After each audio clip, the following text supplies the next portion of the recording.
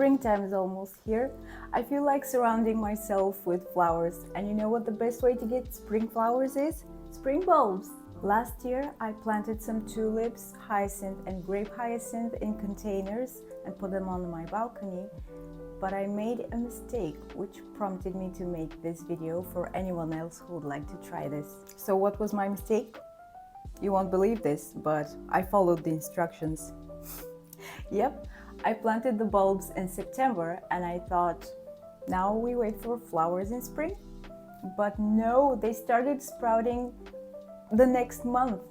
And mostly the grape hyacinth, it had these long spindly leaves, almost like chives. No flowers.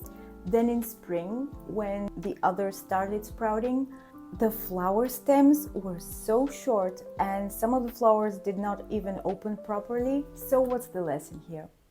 Spring bulbs need a chill period as much as I need a kick in the butt to get going and do my job. Now, if you have a garden and you get temperatures below 8 degrees Celsius for an extended period of time, by all means, plant your bulbs in September. But I live in a flat, I don't have a garden. So what do? I use my fridge. Last fall, I dug up the surviving bulbs out of that pot and wrapped them and put them in the fridge and set an alarm for 12 weeks later. That should be a sufficient length of time for them to kick into action, right? Stop.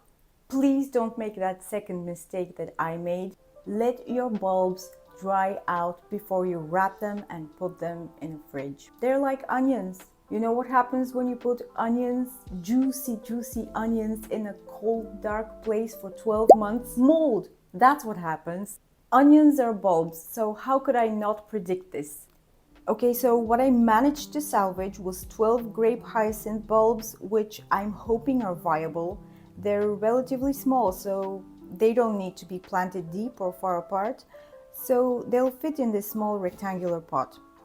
I water them thoroughly and place them in the window of the common area on our floor, where it's a bit cooler than my balcony, so we can mimic outdoor conditions. So this was 5 days ago, and this is what they're looking like now. The yellow sprouts are a bit more firm, and am I imagining, or is this one turning a little more green?